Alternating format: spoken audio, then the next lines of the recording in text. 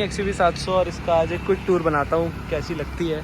होगा इसको 1 महीना हो गया है ऑलमोस्ट, और देखते हैं कि मैंने इसका वॉक टूर नहीं बनाया एक, तो आई मेक वन। तो ऐसी लगती है, देखो सामने से बेहतरीन है, बल्कि है थोड़ा सा, बट थोड़ी सी स्टाइलिश भी है।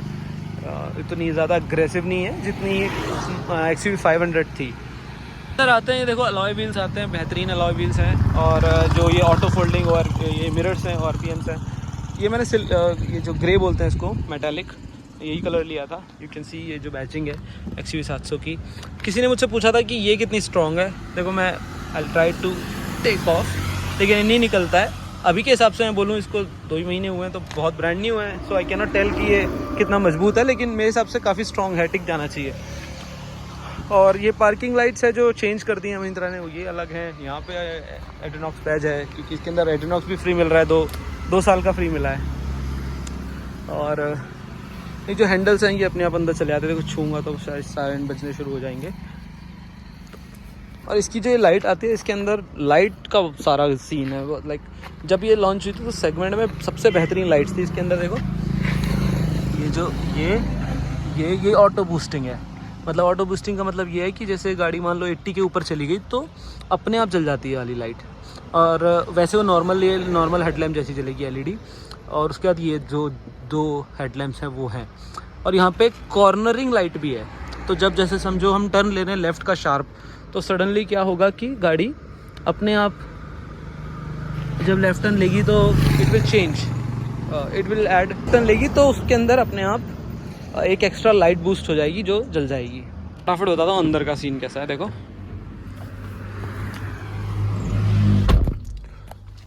आ जाते भाई, बड़ा शोर है यार बाहर। ओके, अंदर का फटाफट बताता हूँ कि क्या सीन है। देखो इसके अंदर जो ये बाय द वे ये मैनुअल है, दिख रहा होगा गियर लीवर अपना।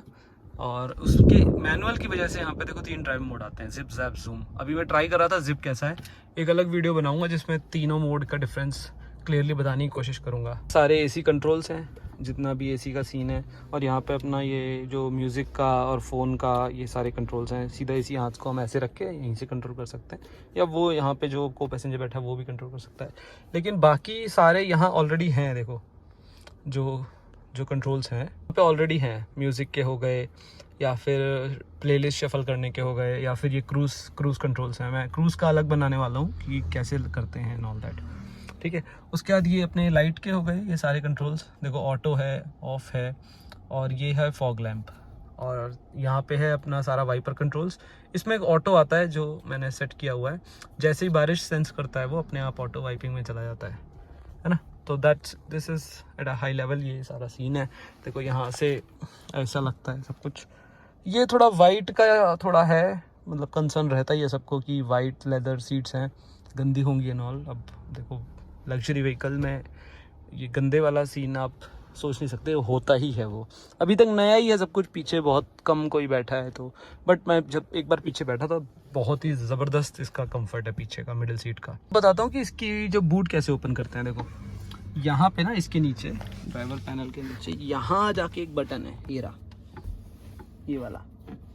इसको ऐसे करके खींचना है, खुल गया।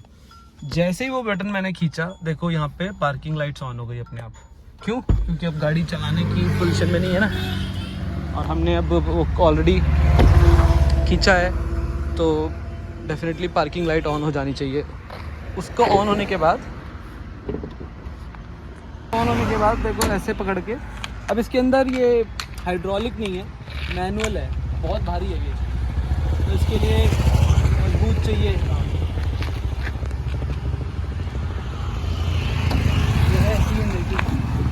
यहाँ पे लग जाता है, क्या ये हालत है इंजन की अभी तक। जैसे इंजन ऐसा, अभी तो ब्रांड न्यू ही है सब कुछ भी चेंज नहीं है, सब ओरिजिनल पार्ट्स हैं अभी तो। इसको आगे जब हम कुछ चेंजेस कराएंगे तब दिखाएंगे।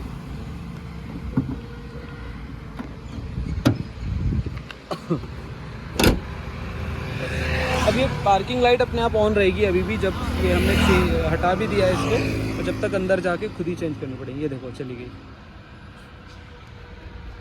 यहाँ से डिग्गी ओपन होती है। देखो गाड़ी अगर अनलॉक है तो डिग्गी सीधा बटन दबा के खुल जाती है।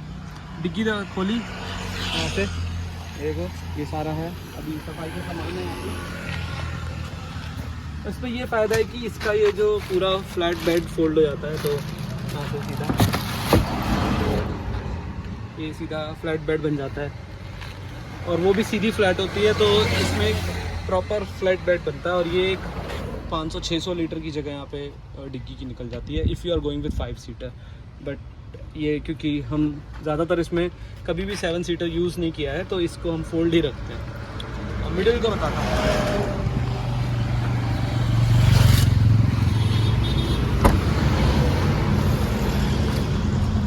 मिडिल रो को बताता हूँ। तो मिडिल रो में ऐसा सीन है, इसके अंदर यहाँ देख लो कि ये फुट रेस्ट मैंने लगवाया हुआ है, उसके बाद ये पैर चढ़ने के लिए है, यहाँ पे कंट्रोल है। एंड देखो डिफरेंस बहुत है, जो आवाज़ बाहर आ रही है और अंदर आ रही है, क्योंकि यू कैन क्लियरली नो कि गाड़ी के अंदर आइसोलेशन कैसा है। मैं कुछ भी चेंज नहीं किया, गाड़ी ऑन भी नहीं है इस समय, बाहर का शोर अभी बहुत ही मिनिमाइज्ड है इस समय। हाँ, तो मैं कह रहा था मिडिल रो देखो कि उसके अंदर ये जो पियानो फिनिश हैंडल है, उसके बाद स्पीकर्स हैं सारे, ये रे यहाँ पे एक और है ये वाला, और ये सनरूफ का फील है यहाँ पे। And then you get this handles, और यहाँ खुद की एक लाइट रहती है पढ़ने के लिए इफ़ यू वांट टू।